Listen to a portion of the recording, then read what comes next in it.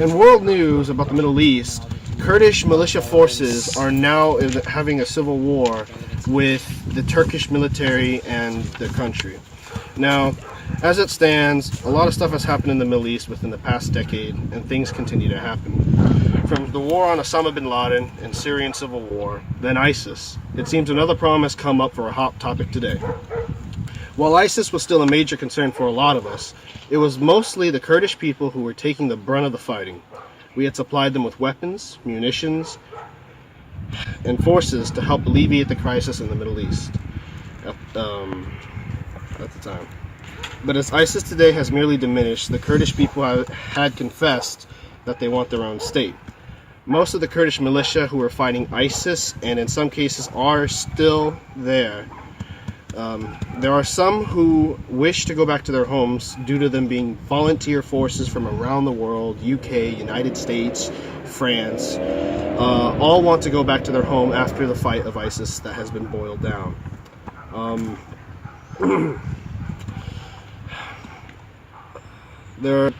As it stands, there is a split in their forces, as some wish to go home as the war on ISIS is over, whilst others continue to fight alongside the Kurds, supporting their independence. And about this conflict is, in 1984, there was the founding of the Kurdish Workers' Party, also known as PPK, which in turn waged an insurgency against Turkish forces. Since then, nearly 40,000 lives have been taken, and throughout this conflict that still comes out to this day. Turkey refers to this group as a terrorist organization. However, they do not wish to back out and has set their goals from the beginning of setting up a Kurdish-based country. Note that Kurdistan is not a real country, but rather an area where many Kurdish people live, roam, along with their history and culture. Approximately, the Kurdish are 1/5 of the population in Turkey, but due to recent conflicts in Syria and Iraq, the two neighboring countries, Kurdish conflicts have spanned out more. Now, the relevance about this is the Kurdish people and Turkish people have had a long history of conflict and confrontation with each other, with constant labeling of one another and intense swings at each other. Recently, the Turkish government has moved tanks alongside the Syrian border to negate any Kurdish invasion or an establishment of a Kurdish country on their soil. We are great friends with Turkey ever since the creation of the Truman Doctrine of 1947, in how we supported the United Nations with U.S. and economic support, and Turkey was one of the people that was receiving said support.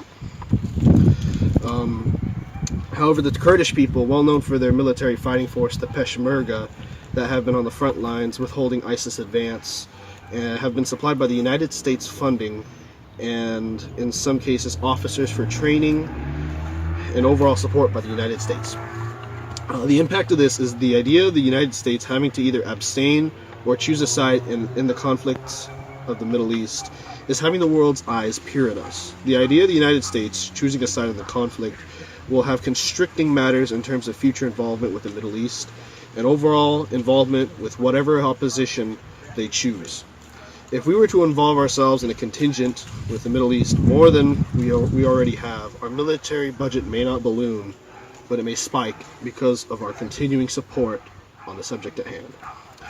Now, the big picture, the idea of having it is sparking more conflict in an already dangerous time for the Middle East. It is sparking world interest.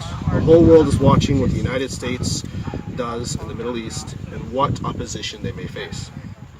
If, and most likely, we were to abstain, the whole view in civil war in the Middle East with no support, then eventually the Middle East will be in shambles. But also the idea of forming another few nations based off of ethnic minority would also shake the Middle East as it stands. Now, in my opinion, in my eyes, this conflict will forever be at center stage for the whole world to witness and stare teeth clenched to wait for any action, as most things happening in the Middle East have been serious in the past decade. It would be wrong to say that nothing much has been happening there. And the Middle East is one of the few main producers of oil in the world and is constantly in conflict. It does not help the fact of how it may spark the cost of oil if government is failing there, which in turn it actually kind of is. Like in the past with the Syrian civil war, but also the war on terror, and many other cases of foreign involvement in the Middle East. It has been strengthened as time goes on.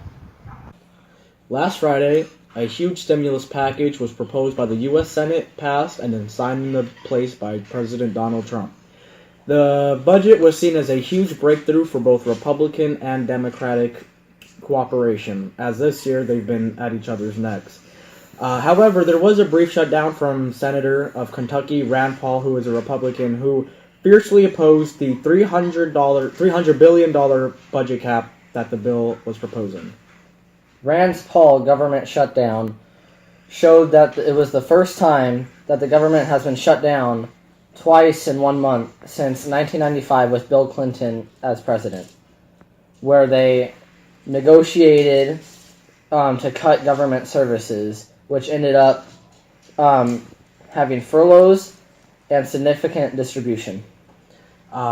This current budget cap raises the budget cap by $300 billion, with $165 billion going to the Pentagon, $131 billion going to non-defense programs such as welfare, Social Security, and other social programs, and $90 billion going to disaster relief funds in the states of Texas, Florida, and the territory of Puerto Rico. Okay, so this bill raises the military budget exponentially, and it forces us to pay back even more debt. The relevance of this budget bill is that it adds $800 billion to the national debt, which we'll have to eventually pay off. My opinion is that this bill raises the debt in the U.S., so therefore it's not good for the U.S., and it helps the disaster relief, so that's the only good part of the deal, because part of Puerto Rico is still under no power. I concur with Tyler that the disaster relief portion of the bill, which is the smallest portion, is a positive thing. But I do not believe we should be raising military spending. In fact, we should be cutting military spending and also cutting taxes. I mean, if we even cut a portion of the military spending, taxes would have to be nowhere near as much as they are because we would be out of debt. Back to you, Justin. Thank you, Tyler Morris Sizemore. Breaking news. ISIS leader Abu Bakr al-Baghdadi was found injured or wounded by a missile strike last May. Now, due to his injuries, most of his day-to-day operations has been relinquished. Now, he was found wounded and or dead near Raqqa in the square town of Syria. We are not sure whether this was collateral damage or whether the Russians were involved or the United States had launched the missile. There are unclear intentions and unclear evidence between if it was the United States airstrike, a Russian airstrike, or some other cause. Now, this information has turned mostly about unknown timelines on which the United States and the Russians, since they are correlated together to fight ISIS, neither one knows what type of missile hit them, what date it hit him, or what kind of missile had hit him. However, said by Russian sources, Russia's military defense was investigating a situation or a scenario concerned with Baghdadi, near Raqqa. However, Baghdadi has only made one appearance since 2014, and it's unlikely that he will make another. Now, the United States are focusing on the pocket territories on ISIS or ISIL or IS, most to the east. Most of the intelligence that has been garnered have found that he is alive and that he somewhere on the eastern border of Syria he is alive and well. ISIS is a militant group that is known for their crucifixions, they're known for their brutal violence, they're known for their blackmailing, and they're known for their negative political propaganda.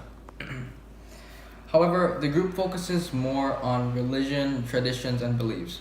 They implemented what is known as the Sharia law. This terrorist organization was stemmed from Al-Qaeda. It's one of the richest organizations in the world, and it controls most of the Middle East, especially the oil refineries. They implemented what you call a Sunni Islamic State regime. However, it impacts the citizens because it kind of gives the United States and its surrounding countries a sort of positive morale to take the advantage of the opportunity since he is wounded and injured. Because since this has happened, most of the ISIL forces has been spread into contingencies, which means that they have been spread thin and are disorganized on the eastern border. Rather than attacking a huge encampment, the United States should take advantage and seize this opportunity. However, since there's a civil war going on in this area, right as we speak, there are opposition forces that are putting pressure on the ISIL groups, and it is likely that this will impact the citizens a lot because it will have a lot of negative. It's a bittersweet scenario because the turmoil, the chaos, the instability of the whole country puts the economy in danger, high death rates, and high death tolls.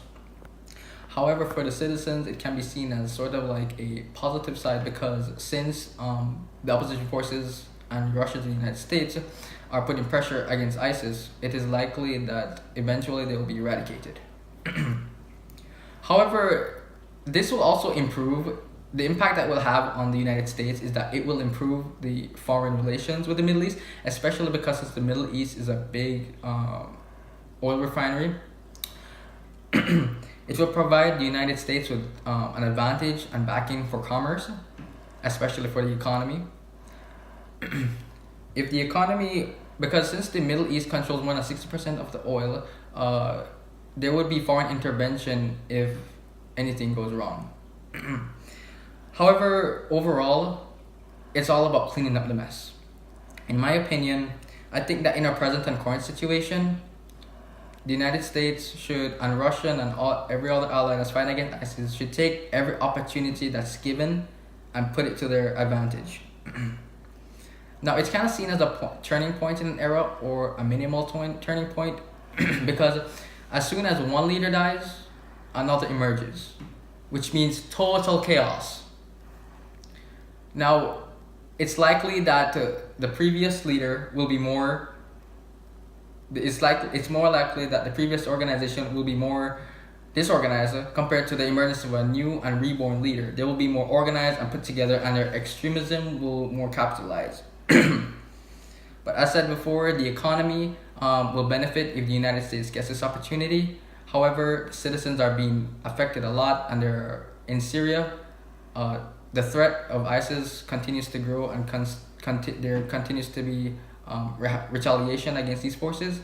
And in the end, we hope to eradicate this shit. Today, February 12, 2018, on Riverside Community College campus, a suicide was witnessed by multiple students and officers. And as of right now, the officers are currently shutting down that whole area, securing the perimeter, and also as well, the college board for Riverside Community College has also declared all school activities for the day out of commission. This has struck many with uncertainty. This happened today, and many individuals, numerous people witnessed it, and this shows that suicide is a major thing that's happening in today's society, and that I think it has skyrocketed more than last year. Suicide is defined as the act of taking one's own life voluntarily and intentionally. It is the 10th leading cause of death in the U.S., involving approximately 45,000 Americans committing suicide each year. This means that for every 25th suicide attempt, it costs $69 billion annually. Although there is currently not enough information on the subject, Monday, February 12, 2018, is the first day of the spring semester for college students, and was the day that there was an apparent suicide at the Riverside Community College discovered at 6:30 a.m., which resulted in a parking lot shutdown at around 10 a.m. This depicts that more teens are subjected to suicide. It further proves that awareness for suicide should be taken into consideration and exemplifies the psychological state of mind for a normal human being. It also depicts that peer pressure, stress, and probably the use of bullying could play a role into suicide. This also portrays that suicide is a major factor without signs and symptoms, and that in the long run, we can help prevent it using or implementing different programs. It shakes the RCC community because of the graphic imagery that was visually notified. We are desensitizing because of the constant events of suicide, because of the media and gossip, and have turned into a controversial topic, especially the attitudes being displayed by our current society. The whole picture and wider scale of this event is almost nearly every year there are hundreds of thousands of suicides around the globe, which all vary in circumstance. The idea of one committing to the fact how to take one's life and ending without hesitation is a dangerous thought, but it is an all too real thing happening in today's modern day. My opinion for the RCC campus suicide is that it will happen with our current age and society, no matter what we do to stop it. We can help prevent it in certain regions and countries. However, we cannot fix everything, and this is shown everywhere. Very little can be done for the countries that cannot afford to help its citizenry. But in all retrospect, we as a people cannot do anything to fix this, as the people who are suffering and thinking of committing suicide are mostly people who do not wish for others to get involved with their affairs and prefer to push others away. As many people who have dealt with the situation that have enough courage to speak about their problems, and in some cases their stress, it mostly leads to a push away or misunderstanding, and we like to say to ourselves that we would do the same in any other situation. But is that really true? I can assure that many people have attempted to slip hints or at least make an attempt to share their struggles, only to be brushed off as the recipients were too busy with everyday life like school or friends, of which would cause a growing doubt in the person's heart, which leads them to not rely on others, but only rely on themselves. As we progress further in an ever more competitive society, stress levels are sure to rise, and in that continuous event would forever increase the suicide rates, unless the way stress is interpreted and handled by the individuals changes, and that most likely will not happen.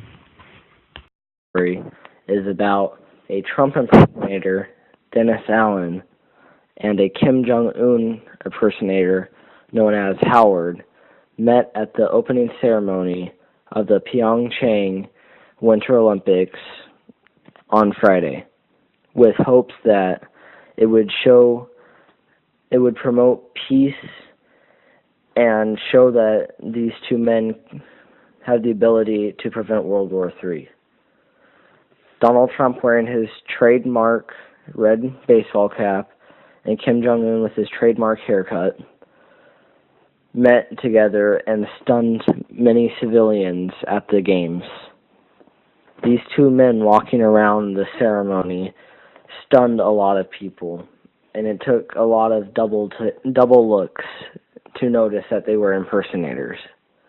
Many people shared their thoughts on Twitter about this, most of them resulting in a humorous way.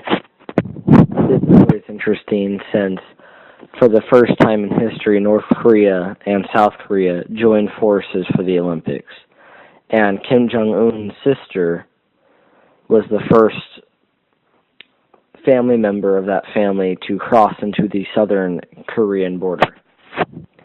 As many have seen, Kim Jong-un's sister was with Moon Jae, the president of South Korea, at the opening ceremony. Apparently, they are supposed to meet at lunch at the president's residency. Our funny news story was about Grumpy Cat wins $710,000 in payout copyright lawsuit. So this story began in 2012 when Tabitha Budnitzon's brother posted a picture on Reddit about tartar sauce, about photographs of the cat's expression online. Grumpy Cat sued the owners of the U.S. coffee company Grenade for exceeding an art agreement over the cat's image, where they put the cat's face on their iced coffee products. During the trial in January, the cat itself made an appearance in court, which eventually led... Since 2012, the cat has made television and movie appearances since 2014. The cat even starred in her own Christmas film.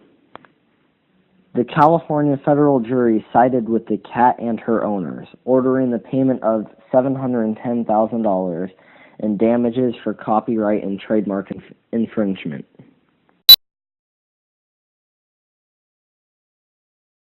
RHBC House Wednesday, 11 a.m. What is that supposed to be? Oh, it's to let you know like where we are on like the date and time. But isn't it Saturday? And it's night.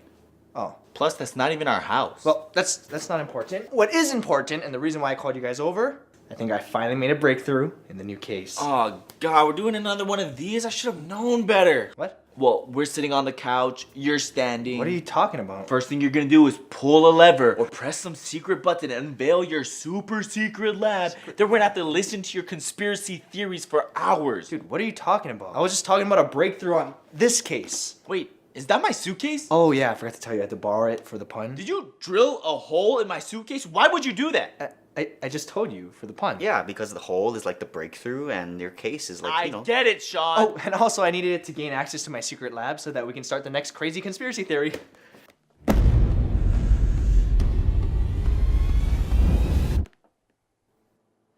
Well, what? where's your secret lab? Oh, that's in the other room. Then why did you have to drill a hole in my case? What was all that for? To open it? Oh.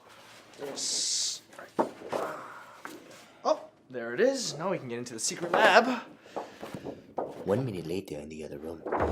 Alright, as you guys can see here, I've been working pretty hard at this new conspiracy, proving that the Earth is actually flat. Cool.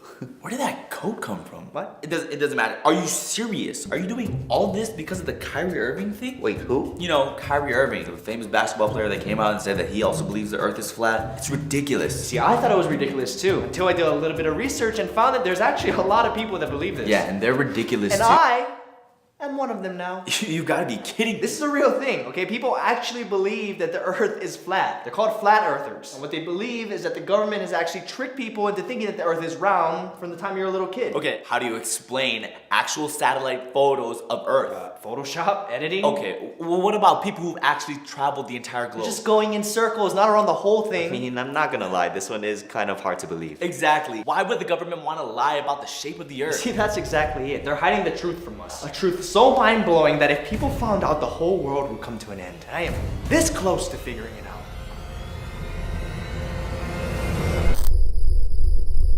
What are you doing? I don't know, it's cool, right?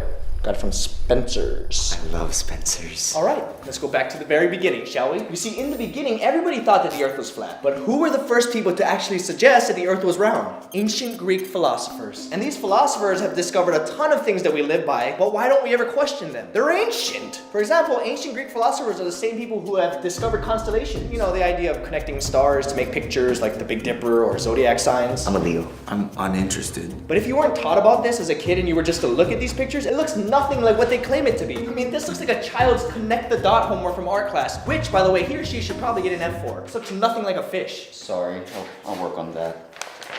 Look, I agree. Constellations don't always look like what they're supposed to be, but what does that have to do with anything? We're talking about planets, not stars. That's exactly it. What if it's both? You see, our solar system is made up of one gigantic star and a bunch of planets orbiting around it. Okay. What if each of these planets are actually just points in one big constellation? You see, there's always been rumors and questions by people, including scientists, that believe that if at any point all the planets align, the world will come to an end. That's the constellation they're trying to hide from us. I call it Smavemjason. What? Sun, Mercury, Venus, Earth, Mars, Jupiter, Saturn, Uranus, Neptune. That's the new zodiac sign, a modern day human. How is that supposed to be a human being? It's a straight line. Looks like somebody passed art class, right? I failed. What does this have to do with proving that the earth is flat at all? Alright, let me point out the obvious for you. What are the two most vital things that humans need to survive? I don't know, your brain? Yep, and? Your heart? Exactly. Your brain and your heart are the two most important things you need to live. Just like the two most important things that humans need to live in our solar system is the Earth and the Sun, located exactly where they should be in our constellation. The Sun powers everything in our solar system, just like our brain does, and yet we can't survive without the Earth, which is literally an anagram for heart if you just move the H to the front. Okay, but what about the others? How the hell does Mercury represent a face? Actually, it represents your mouth. What? The sun is the head, and as we all know, the sun gives off an incredible amount of heat. And when your head is feeling extremely hot, what does that mean? You're sick? Precisely, and when you're sick, you go and get a thermometer and put it where? In your mouth. Thermometers are made of mercury. Exactly. But remember, this constellation wasn't created today. It was created a very long time ago. And back in the day, you didn't just stick a thermometer in your mouth to check your temperature. Really? Where else would you stick it In Uranus! It couldn't be more obvious. Uranus is literally Smavemjason's anus, which means that if Mercury is the mouth and Uranus is the anus, then we can figure out everything in between by looking at a regular human body. What is below the mouth but above the heart? Your throat or your neck. That's Venus. And since Saturn is right above Uranus, that must be your hips or your butt, which would explain why it has that big hula hoop around its body, right? We go back up to Mars, which again is just another anagram for arms, pretty self-explanatory. And Neptune is just basically everything below Uranus, so it has to be your legs. As for Jupiter, I'm not quite sure. I mean, obviously it's the stomach because it's between the heart and the hip area, but since Jupiter's the biggest of them all, there's a little more to it. It's not just a normal stomach. They're saying that it's a huge stomach. What? A huge stomach, meaning that Smavemjason has something to do with the process of eating. Really? I mean, why else would they make the stomach that big? And when you really look at it, it does just look like a digestive tract. Alright, so what about Pluto then? Pluto used to be considered a planet, but now it isn't. So what is that, like his toe or something, and then somehow it just disappeared? Wait a second. It did disappear. Pluto wasn't actually attached to the body, but it represents the most human-like characteristic that leads us to our next step. What are you talking about? Yeah, I'm not too sure either. Pluto is a fart! It went into Mercury, down Venus, passing Earth and Mars, digested in Jupiter, preparing for takeoff in Saturn, and boom, right out Uranus, flying past Neptune off into space before what? Disappearing. Do you really expect anyone to believe this? I believe it. I mean, there's literally a picture right in front of you. Don't you see it? It's a lie. Well, like I said earlier, did you get an F in art class? No. Well, then you don't have the eye of a Greek philosopher, so you can't see it. Probably just like how you didn't see that having an F in art literally spells out fart. It does say fart. I can't believe you're resorting to fart jokes. This isn't a joke. What don't you understand? Oh, I understand a lot of things, like facts and science. Okay. You want facts and science? I'll prove it to you. You already know that a fart is simply gas that comes from Uranus. Uranus has 27 moons, the third most in our solar system. Why else do you think that when you expose your butt to someone, it's called mooning them? See, you did it right there. Why are you talking about Uranus when it has the third most moons? Why don't you talk about Jupiter or Saturn? Glad you asked. There's a reason why Uranus is ranked number 3 for the most moons. It all comes back to the biggest and gaseous thing in our solar system.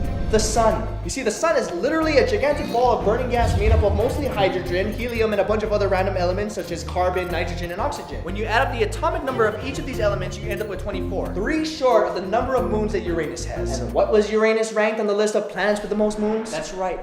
3, bringing us to 27, the exact number of moons that Uranus has. So we know that Uranus is connected to the sun, but that's not the only one. You see, if we write all the planets backwards, there's only 2 planets that are connected to the sun. Uranus, as we already know, and one more, Venus. But why Venus out of all the planets? Why not Mars? We all know the saying, men are from Mars and women are from Venus, because Mars, or men, have always been their way to distract us from the truth, which lies with women, or more specifically, Venus. Think about it. Why is the sun called the sun and not the daughter? Yeah. Why do we call the beginning of the week Sunday? Oh, why is it called son of a bitch but not daughter of a bitch? You can't be saying that on this channel. This is a family channel. Well, why not? They say it on TV all the time. Yeah, but they don't say it on like Dora the Explorer. Son of a bitch. Wait. Are we allowed to say this now? You see, bitch by definition actually means female dog. Actually, no, I was thinking about... Yes, you did, because if not, we'll have to cut this part out. But males are just called dogs. So doesn't that make you wonder why you would even call a female dog a bitch? No. Exactly. It's very intriguing. You've heard of alpha male before, right? You know, the one that leads the pack? Yeah, and betas, the ones that follow. What about it? Well, that's just like everything else in our world. Betas gravitate towards alpha. Not just with dogs or with humans, but our planets. The moon orbits the earth and the earth orbits the sun. It's all about alpha and beta, A and B. Before you go on, please, can we at least take the sign down? It's a little offensive. What, a bitch sign? Can you not? No, it's not a bitch, remember? Because the A is alpha and the B is beta, so the B gravitates towards the A, making a bitch. There's your proof. What? Abs are obviously referring to your stomach, and an itch is just discomfort, so it's stomach discomfort. Okay. But remember, there's a reason why they're distinguishing between men and women, which is the last step to proving my theory. Thank God, get this over with. I can't wait. Stomach discomfort, specifically for a woman, and only a woman, can only mean one thing: pregnancy, the creation of life. However, because men can get pregnant, the only thing that stomach discomfort for men could possibly mean is something we already know. It's a fart.